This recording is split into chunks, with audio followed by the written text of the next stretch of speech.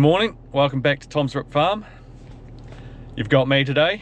Yeah, for those who are new, I'm Henry, and yeah, because all you legions donated to my Movember, yeah, you get to come along with me, see what a day in harvest is like, and yeah, first off, blow down the headers. So, as John's explained in the past, we blow down the headers to minimise the risk of fires. As you can see on the chopper there's just a whole lot of straw and chaff just sitting there. So yeah, we blow all that off. And this year, I've gotten soft. And I've been putting on this condom suit every morning, which has been awesome because I don't get covered in crap right at the start of the day.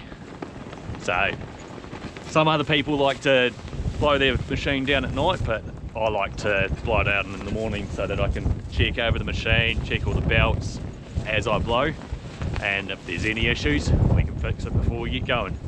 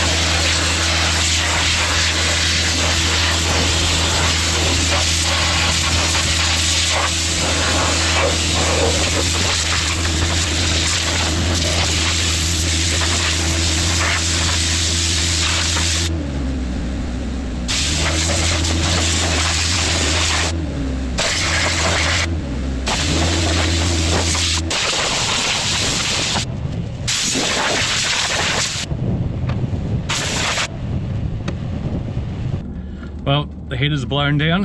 Isaac's finishing off the windows and he's already greased them, and I'm off to blow out the radiators of the tractors. So we usually have them parked together, but we're out the back of Hatton's front at the moment, and there's just no point in us bringing the headers back to the field bins every night.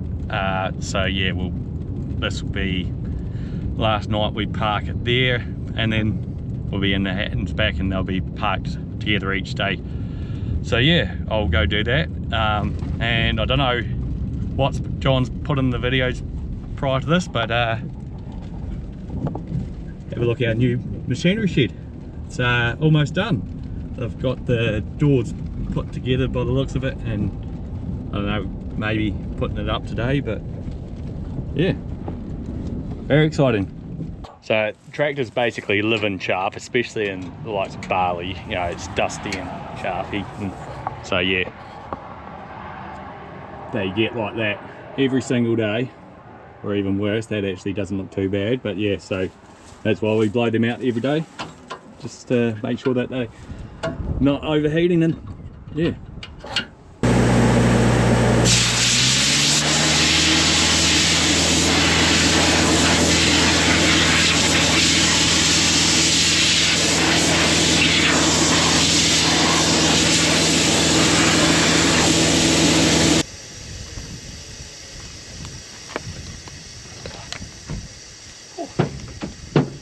Get sweaty in that mask. So yeah, radiators are done. All I do is clip the radiator back on, and I just leave the hood lifted so that the guys, when they get here, they can check them under the hood, check all their oil and liquids, and yeah, we'll get going.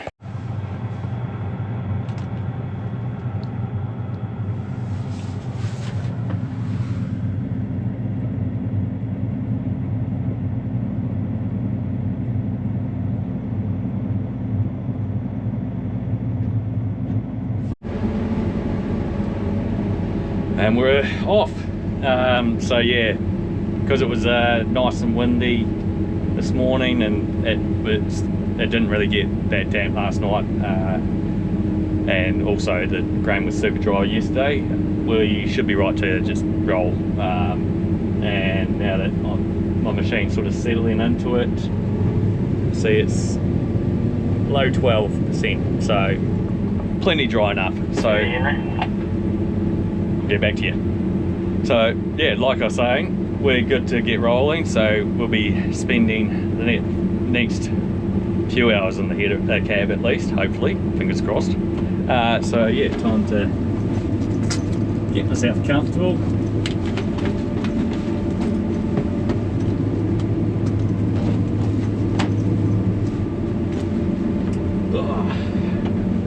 There we go.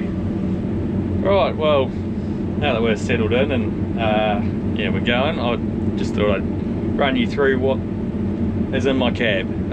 Yeah, John's obviously shown you the header cabs before, but yeah, I'll run you through what's on my screens. And yeah, so yeah, we'll start with the screens. So I've got the 2 screens in my header. So on this screen, as you can see, I've got all my information in terms of automation. So what you're seeing there is all my clean grain, and you can see all the colours. If I go into there, you can see what all the colours mean. So you've got broken grain, unthreshed grain, light foreign material, and lens debris is just that's stuff that's stuck on the protective glass in front of the lens, which barley and stuff is not an issue, but canola it can block all the way up, and yeah, you've got to go clean your lens.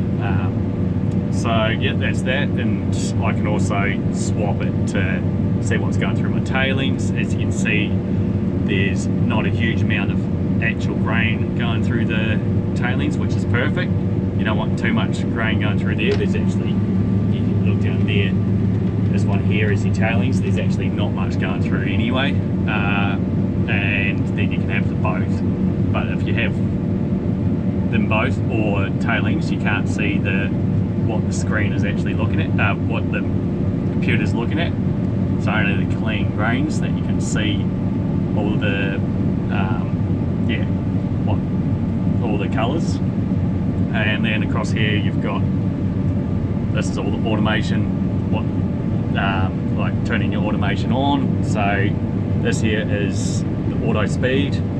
It's actually going a bit slow at the moment. We've got our max speed set at 6.8 at the moment because the chase bins are carting quite a long distance, so they can't keep up. So there's no point in us going any quicker. So we can take it nice and slow, so that we're making sure that we're doing a good job. If I think that my automation isn't keeping a good enough sample, I can do multiple things. I can choose optimize performance, and I can tell it that what I'm not happy with. So you've got, let's say I've got separated loss, I can go into that. Let's just say it's only minus separated loss, and it'll give me options of what to do. So yeah, and then I can select an option and push next, and it'll do that automatically. Then you've got active terrain adjustment. So if they're going uphill or downhill, it will adjust the fan for us accordingly. So anything in blue here is the computer adjusting my settings for some reason. So I can go out of that, and I can actually go into history, and I can find out why it is making those adjustments. Just a second, I will turn around and I will carry on. I've got Buff on the way back, so I'll do the sample after I load him, but it'll be dry, I'm guessing.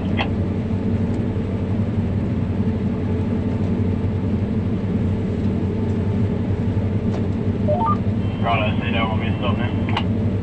Yeah, I've still got the sample off here. I'll just run it after I've, loaded full. Yeah, machine's saying low 12s at the moment, so should be plenty dry enough. Perfect. Right, carry on. So in here you can see, keep turning into the wind, then you won't get chaff everywhere.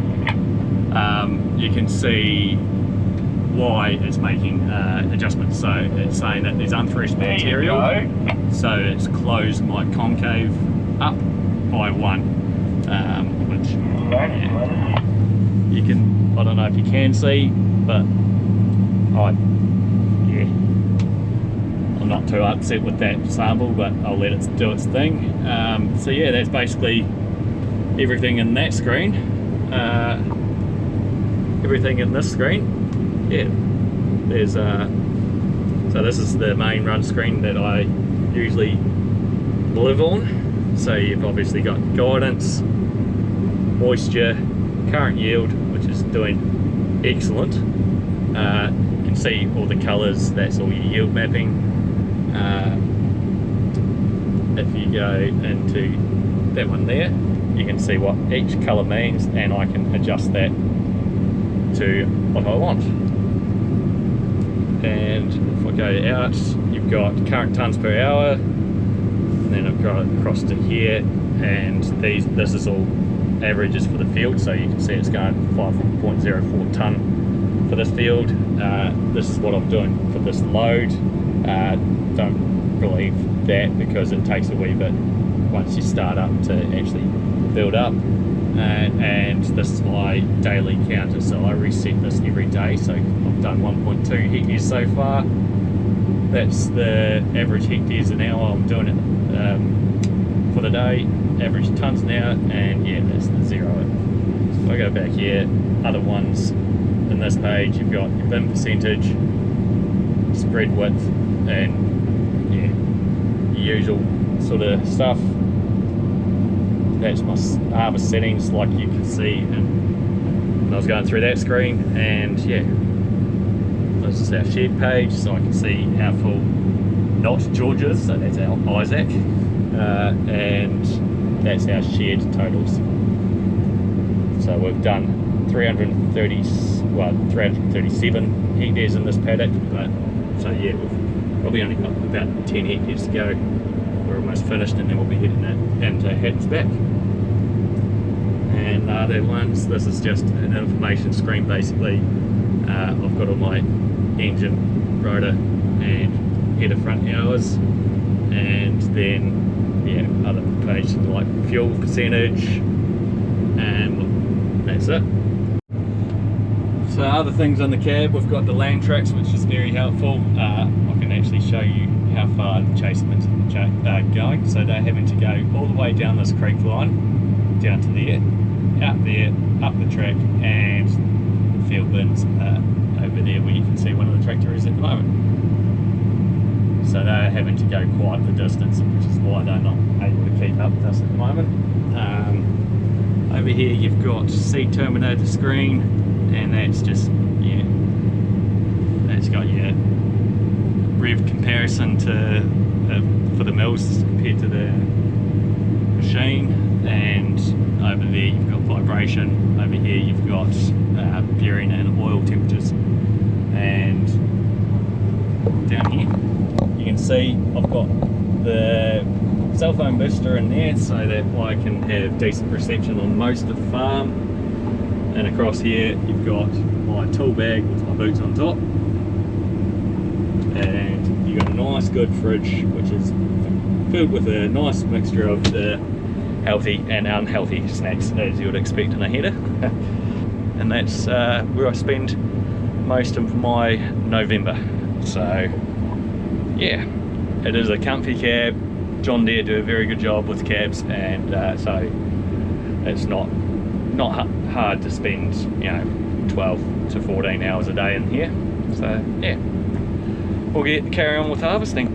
Just realised that I didn't actually go through my armrest controls with you. So this is the armrest. Got all the buttons to manually adjust all my settings. So rotor speed, concave, fan speed, and both sieves. Scroll wheel to make the adjustments. These are all buttons that I don't even use. The programmable buttons, and they're locked for it. This is, you can use that to swap your spread if you're wanting to do that manually. If you're spreading to one side, like I need to spread one way like that, you use that button to swap it, but you've also got a button there that I use, and also a manual automatic swap, so I don't need to use that button, so I don't really use any of those. You've got your radio control, which is all up there, your climate control and your lights. You've also got over here, you've got your park brake, diff lock, which we used quite a bit a few years ago. I think it was 22 or 23, can't remember. And you've got your different paddock speeds. So we always run at 1 because that's your top speed. Road mode, revs, so low revs, medium revs, high revs. This here is to lock certain buttons on the joysticks, which I'll go through shortly. You've got reel speed and header height. And you've got your joystick, which is your usual high joystick on John Deere. You've got on the joystick, that's your auger unload button. That's to swing your auger in and out, which I'll swing it out now because I need to unload. You've got your header height and tilt, header lift and tilt, and your reel lift and tilt, auto steer button. These are your cut heights. So this is lift, so you lift your front at the end of the run. Number 2 is my usual cut height. Number 3 is supposed to be if you're running the header front on the ground, you use 3 to run your header front on the ground, but I use it as a secondary cut height if I need to go a bit lower. So we're unloading now, getting it nice and full to go back to the fuel bins, and I'll go through the last few buttons once I'm done.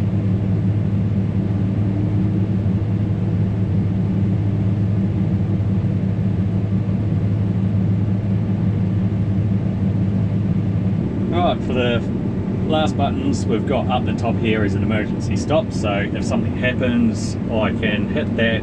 It'll immediately stop the header, so it'll stop stop me dead cold on my tracks.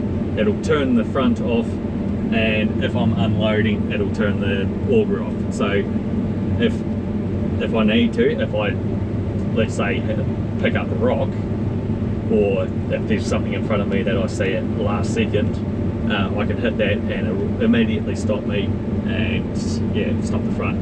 I've never touched it before, so I don't know for sure, but I've heard from other people that have been going at reasonable speed when they've hit it, whether it's on purpose or accident, and they've basically hit the windscreen. It stops that quickly. So yeah, that's only for emergencies. So the last buttons we've got a few buttons right over here with letters on.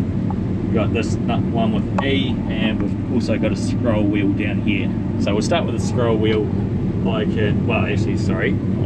unlock this first, and that unlocks all the buttons with letters on, and you can see what all of them are assigned to. So I only use a few of them. So first off, E is our Harvest Smart, so that's our auto speed, so we push that if I move my joystick.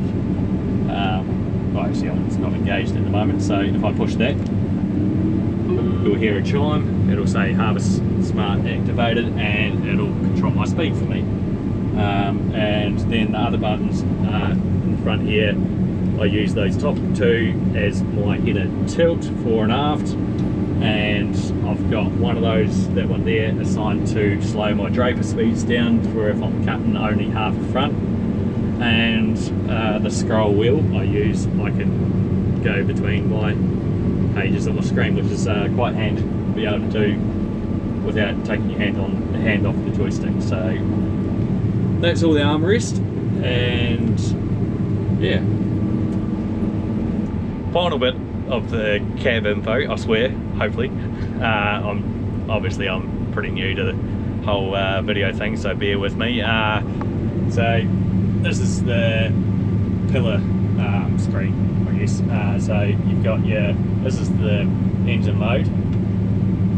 So we want to, well, ideally you want to be low on the yellow, as well, mid yellow is peak efficiency really.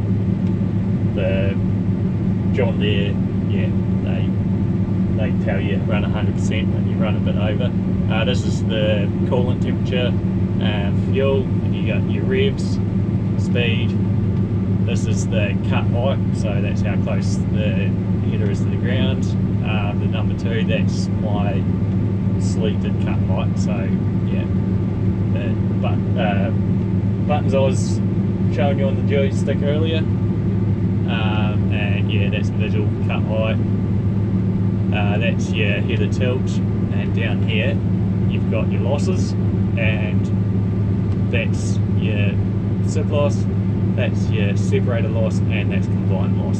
So as you can see, we're pretty much throwing nothing out the back at the moment, and that's your tailings or returns.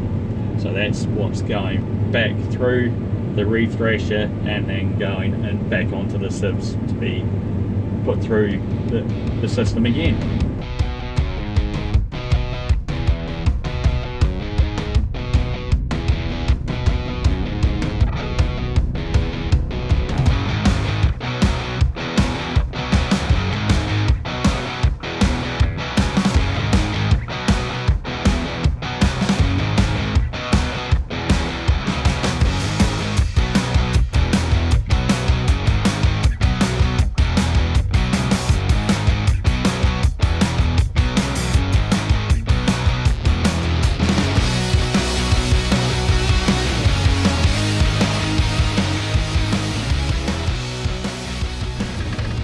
There's one more paddock done. We've just finished Hatton's front, so that's another 360, well actually 350 because we didn't seed all of it, hectares done.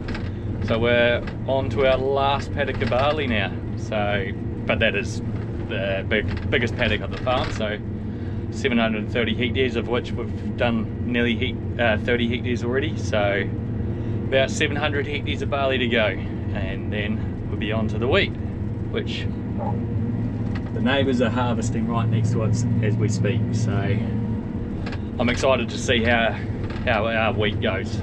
So we're just pulling into start Hatton's back now, and it's a great thing about how we've set things up with the integration this year is I can literally just pull over, so my front pulls over into the paddock, touch that,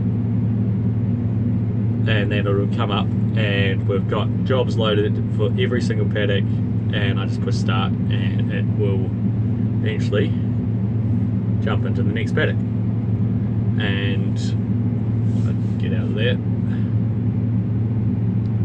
go into my main controlled. So you can see a pink background there. That's the variety select, auto variety select. I'll get into that a bit more later, but yeah, makes things a lot easier, especially for casual staff that maybe aren't too familiar with the farm. So, like I was saying about integration before, it's very handy this year. You can barely even tell there's actually a variety change. This is Maximus, and over here is Cyclops. So essentially I'm on the last run of Maximus, so that next run will be half and half Maximus and Cyclops. So that's very hard to see, and a lot of the times between varieties you can't actually tell. But if you look over here, yeah, so all the pink is Maximus and all that brown is Cyclops. Put the yield indicator out there, Henry.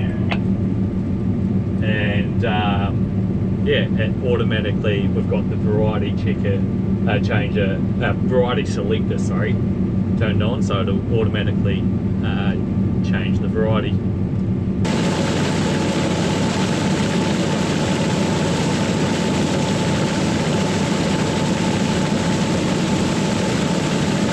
So I've just finished the Maximus, and if I go into my totals, I can actually go into my custom totals and I can go and see what the average of the Maximus went, and according to my machine it went 5.34. So that's correct. That's pretty amazing. That's very good. We've only just got into the Cyclops, so that's most of that, or half of that, is on the outside of the paddock, so it's no surprise that that's been down. But going here, it is looking like at this stage it's a little bit lower.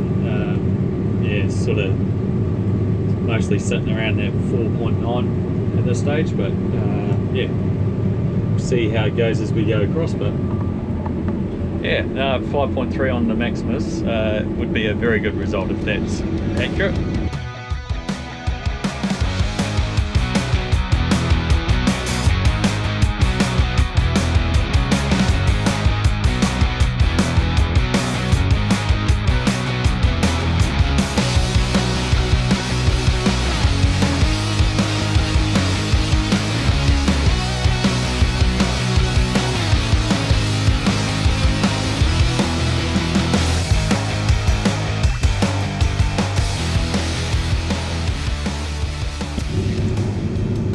So we've been going for harvesting for about, what's that, that's about 8 hours now. So we're up to 51 hectares done for today for me. So yeah, just over 100 hectares between the two of us. So yeah, getting through it quite nicely. The chasers aren't carting as far, they're just carting to basically the end of these runs. And so yeah, they're able to keep up a lot better. So yeah, just thought I'd talk about the reason why I'm doing this video today. So yeah, today is the 12th of November, and yeah, so we're doing Movember. So the stash is coming along slowly. It's starting to get there.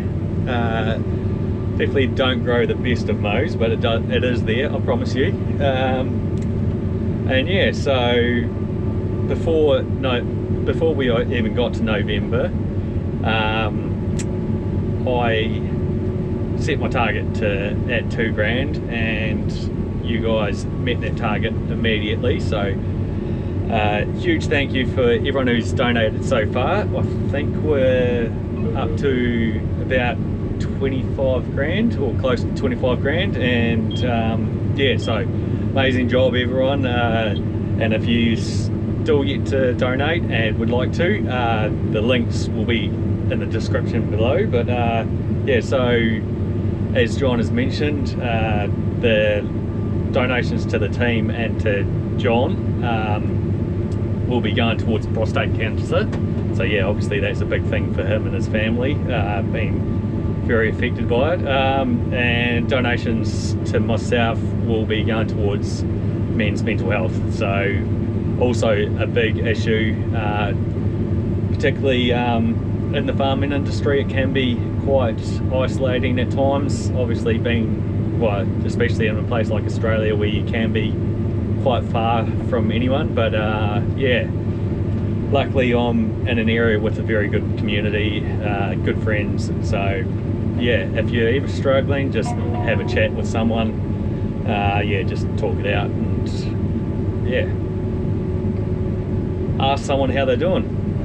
But yeah, so also we've got 5 other people joined us this year. So yeah, welcome to you guys, and you guys are doing a great job as well.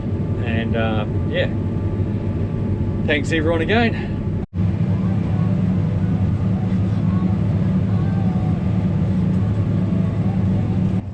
Well, dinner time. So I already know that what this is, but let's see what's in here. And it's nachos. So very much a crowd favorite here, and I reckon that'll make George even more jealous about not being here yet. So I'm going to tuck in and then we'll carry on.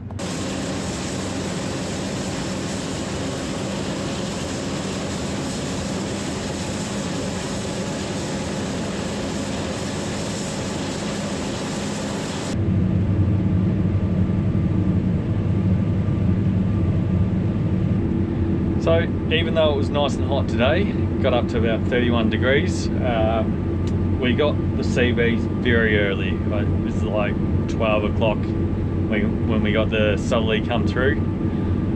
So yeah, we had to slow down quite early after dark. It's getting really chilly now. Yeah, so I'm down to about 5.5 k's at the moment, just chugging along, and we're just starting to have a couple of drops of rain as well, which makes things even more annoying, but that's alright. We're not far off knocking off anyway, so yeah, it's been a good stint. Done nearly 80 hectares, probably be about 80 by the time we've finished, so it's 160 hectares done for the day, 160 hectares close to the finishing harvest, so good effort. So on top of the sea breeze coming in, we now have rain. So Isaac's just about at the end, and we're going to pull up there, I think. Yeah, copy.